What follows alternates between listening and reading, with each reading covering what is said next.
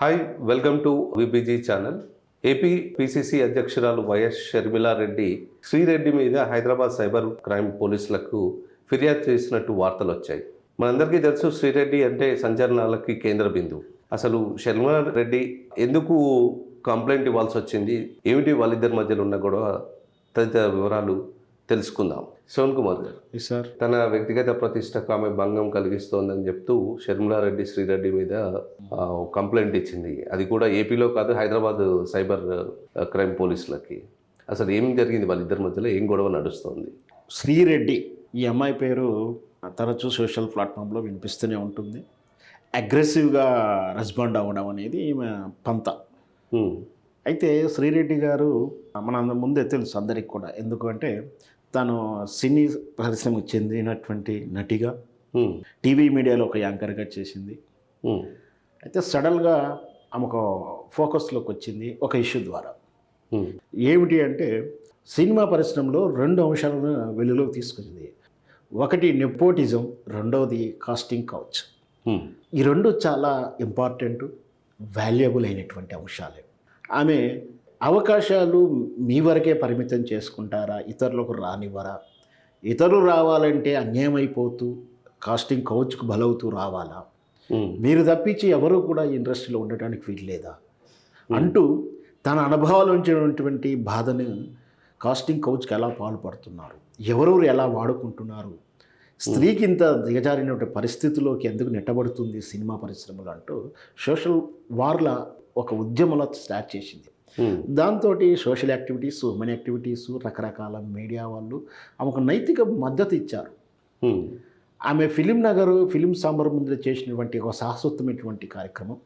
వాళ్ళు గనక రెస్పాండ్ కాకపోతే, న్యాయం జరగకపోతే నేను అర్ధనగ్నంగా ప్రదర్శనిస్తానని చెప్పడం, దానికి ఆమె పులికొరుపుకోవడం, దాన్ని ఒక మీడియా సంస్థ వాడుకోవాలని చూడడం, రెచ్చగొట్టడం, ఇవన్నీ కూడా చరిత్రలో ఉన్నటువంటి విషయాలు. సరే, ఆ విషయం అంతటితో ఆగిపోయింది. ఆ తర్వాత ఆమె శృతి తప్పింది, రాంగ్ ట్రాక్లోకి వెళ్ళిపోయింది. అది సో అప్పటిదాకా మద్దతు ఇచ్చిన వాళ్ళకి వస్తా వెనకడిగేశారు. ఏదైనా సరే ఆమె అప్పుడు ఆ రోజు ఎత్తుకున్న తర్వాత అది చర్చల్లోకి వచ్చింది. ఆ రోజు నుంచి ఈ రోజు వరకు కూడా కొంచెం కాస్టింగ్ కౌచ్ తగ్గిందని కూడా చెప్పవచ్చు. ఎందుకంటే అంత ఈజీ కాదు. సెల్ ఫోన్స్ వచ్చిన తర్వాత ఏం మాట్లాడినా ఏదైనా రికార్డ్ అవుతుంది. ఎలా పడితే వాళ్ళ కాస్టింగ్ కౌచ్కు పాల్పడడానికి ధైర్యం చాలట్లేదు. సో ఆ రకంగా దాంతోపాటు అవకాశాల స్కోప్, రూట్స్ కూడా పెరిగింది. ఒకరోజు ఆ ఫిల్మ్ నగర్లో ఆ 4 ఆఫీసులు, 5 ఆఫీసులు అవకాశాలు ఇస్తేనే సినిమా అవకాశాలు. ఈరోజు అలా కాదు. ఓ పల్లెటూరులో కూర్చొని తాను ఒక స్కిట్ చేసుకొని వెబ్ సిరీస్ అను, డిజిటల్ సిరీస్ అను దాని పేరు పెట్టుకొని పబ్లిక్గా వెళ్ళిపోవడం, ఇన్స్టాగ్రామ్ లాంటి సోషల్ ప్లాట్ఫామ్లో రీల్స్ చేస్తూ జోకులు చెప్పుకుంటూనో కామెంట్ చెప్పుకుంటూనే తాను కూడా వైరల్ అవుతూ తాను ఒక సెలబ్రిటీ వదని తెచ్చుకుంటున్నారు. అట్లాంటప్పుడు ఈ కాస్టింగ్ కౌచ్ ద్వారానే అవకాశాలు రావాలని, అలా అయితే తప్పి జీవితం లేదనుకునే వాళ్ళకు అందులో వెళ్ళడానికి అవకాశం లేకుండా ఈ విధంగా జరగడంతో ఒక రకంగా కాస్టింగ్ కౌచ్ పీడన అనేది తగ్గిందని చెప్పవచ్చు. దానికి మనం ఏమైనా కృతజ్ఞత చెప్పాలంటే ఈ శ్రీరెడ్డి గారికి చెప్పవచ్చు.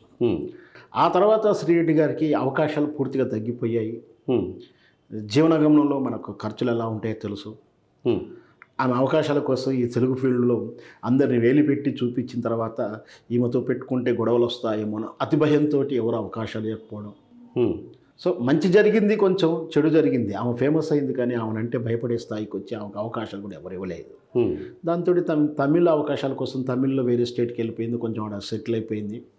అయితే తను అనూహ్యంగా ఒక రాజకీయ అంశాన్ని ఎత్తుకుంటూ ఒక రకంగా ఆ రోజున్న కాలమాన పరిస్థితి ప్రకారం ఆమె ఒక పార్టీకి, అంటే వైఎస్ఆర్ పార్టీకి అనుకూలంగా మాట్లాడడం, ఆమెకు ఇండైరెక్ట్గా కానీ ఇంకో రకంగా కానీ ఏ రకంగా కానీ ఆమె టీడీపీని ఎందుకో ద్వేషించి వస్తుండడం, వాళ్ళని విమర్శించడం, తద్వారా సోషల్ ప్లాట్ఫామ్ వేదిక చేసుకుని ఆమె ఒక వైఎస్ఆర్పి పార్టీ విధానాన్ని పొగుడుతూ ఇక్కడ టీడీపీ విధానాలని, జనసేనని టార్గెట్ చేస్తూ వీడియోలు పెట్టడం, దాంతో ఆమె రివర్స్ బాగా ట్రోల్ చేయడం, ఆమెను ఇబ్బంది పెట్టడాలు, ఆమె పోలీస్ కంప్లైంట్ ఇవ్వడం, వీళ్ళ మీద వాళ్ళు ఇవ్వడం ఇవన్నీ జరుగుతూనే ఉంది. సో తప్పని పరిస్థితుల్లో ఒకసారి ఒక పార్టీ రంగు పూసుకున్న తర్వాత, పార్టీ వాయిస్ స్వీకరించిన తర్వాత దానికి కట్టుబడి ఉంది ఆమె. తద్వారా ఏ వైఎస్ఆర్ పార్టీ జగన్మోహన్ రెడ్డికి ఆపోజిట్గా ఉన్న పార్టీలను ఆమె ఎండగట్టడంలో ఆమెదైన శైలిలో, ఆమె శైలి ఎలా ఉంటుంది, బోల్డ్గా ఉంటుంది. ఇక్కడ మనకు తెలుసు, తెలుగులో మనకు క్యూ న్యూస్ ద్వారా మల్లన్న అనే ఒక వ్యక్తి ఏ విధంగా అగ్రెసివ్ లాంగ్వేజ్ వాడుతూ ఉంటాడు. అంతకన్నా ఎక్కువ అగ్రెసివ్ మెథడ్లో నిజాలు చెప్తుందా అబద్ధాలు చెప్తున్నది వాళ్ళ వ్యక్తిగత విషయాలు. అంటే కానీ అవి చెప్పేటువంటి పాయింట్స్ పబ్లిక్ చేరుతూ ఉంటుంది. సో ఈ సమయంలో షర్మిల ఆటోమేటిక్గా జగన్మోహన్ రెడ్డికి ఆపోజిట్ అయి రావడం, షర్మిల జగన్మోహన్ రెడ్డికి వ్యతిరేకంగా ఆపోజిట్గా కాంగ్రెస్ పార్టీలో ఉండి పోటీ చేస్తున్నందుకు ఆమెను విమర్శించే దూరంలో 2-3 వ్యాఖ్యలు చేసి ఉండొచ్చు. మనం కూడా 1-2 చూసి ఉన్నాము. సో ఆ దృష్టిలో షర్మిలని అగ్రెసివ్గా చెప్పడం, ఆమె వ్యక్తిగత జీవితంలో విషయాలను ఆమె లేవనెత్తడం ఆమెకు ఇబ్బంది అనిపించింది. ఆమె ఫిర్యాదు చేసింది. ఆ సందర్భం అయితే అది వాస్తవానికి ఏంటంటే ఆమె ఏం చేసినా కూడా అగ్రెసివ్గానే ఉంటుంది. ఇంకోటి రాజకీయంలో వచ్చిన తర్వాత వ్యక్తిగత జీవితం ప్రైవేట్ జీవితం అని ఏముండదు. ఎందుకంటే గతం తాలూకు వివరాలు ఆటోమేటిక్గా మనం గతంలో కూడా చూసాం. బరలక్క అలియా శిరీష్ కూడా ఎప్పుడైతే రాజకీయంగా పోటీ చేస్తుందో ఆటోమేటిక్గా వాళ్ళ వ్యక్తిగత జీవితంలోకి చొరబడతారంటే పొరడం ఎంతవరకు కరెక్ట్ అనేది సమాధానం చెప్పలేము. కానీ ఆమె ఏం చదువుకుంది, ఏం జరిగింది, ఆ వివాహిత అవివాహితన జరిగిందా లేదా అని కూడా బయటకు వస్తే ఆటోమేటిక్గా ఎడ్యుకేషన్ జర్నలిస్టులు అన్నీ తీసుకొస్తారు. ఎవరి కోణంలో దాన్ని ప్రజెంట్ చేస్తుంటారు. ఎవరైతే అభ్యంతరకమైనటువంటి ఫేక్ వార్తలు క్రియేట్ చేస్తారో వాళ్ళ మీద కేసు పెట్టగలుగుతాం, వాళ్ళ మీద ఏమన్నా న్యాయ పోరాటం చేయగలుగుతాం. కానీ నిజాలను దాయాలి చెప్పకూడదు అని అంటే మాత్రం ఇది వాస్తవానికి జర్నలిజంలో అవ్వదు, అది చట్టాల ప్రకారం చెల్లదు. అలాగే షర్మిల గారి విషయంలో ఆమె వ్యక్తిగత జీవితంలో మొదటి పెళ్లి తాలూకు వివరాలు కానీ ఆ తర్వాత జరిగినటువంటి పెళ్లి తాలూకు వివరాలు కానీ వ్యక్తిగత జీవితం అయినప్పటికీ వాటిని పరిశోధించి బయటకు తీసుకొస్తుంటారు, వాటిని లేవనెత్తుంటారు, వాటిని ప్రశ్నిస్తుంటారు. భావస్వేచ్ఛకు ఉన్నటువంటి హక్కు అది. కాకపోతే దాంట్లో వల్గర్ లాంగ్వేజ్ కానీ అగ్రెసివ్ లాంగ్వేజ్ కానీ అభూత కల్పనలు కానీ చేయడం అనేది చట్టరీత్యా నేరం అవుతుంది. ఒకవేళ అలాంటిది అయినా ఉంటే సైబర్ చట్టాల ప్రకారమైన ఉంటే శ్రీరెడ్డికి చర్యలు ఉంటాయి. అదర్వైజ్ లేనప్పుడు ఫిర్యాదుతోటే ఆగిపోతుండొచ్చు నా ఉద్దేశం. ఆంధ్రప్రదేశ్ రాష్ట్రంలో సైబర్ క్రైమ్ పోలీసులకు ఫిర్యాదు చేయకుండా హైదరాబాద్లో ఫిర్యాదు చేయడంలో గల అర్థం ఏమిటంటారు? ఇక్కడ 2 రకాలైన సోర్స్ కూడా ఉంది. షర్మిల గారు ఇక్కడ హైదరాబాద్లో రెసిడెన్షియల్స్ ఆఫ్ హౌస్ ఉంది. సో తాను ఇక్కడ రెసిడెన్షియల్ కూడా ఇక్కడ పిఎస్ పరిధిలో కూడా ఆమె మీద ఇవ్వచ్చు. రెండవది వాస్తవానికి ఆమె ఇప్పుడు ఆంధ్రప్రదేశ్ ప్రెసిడెంట్ అయినప్పుడు, ఆంధ్రప్రదేశ్ కాంగ్రెస్ ప్రతినిధి అయినప్పుడు అక్కడ స్థానిక ఓటర్గా నిరూపించుకోవాల్సిన బాధ్యత కూడా ఆమెకు ఉంటుంది.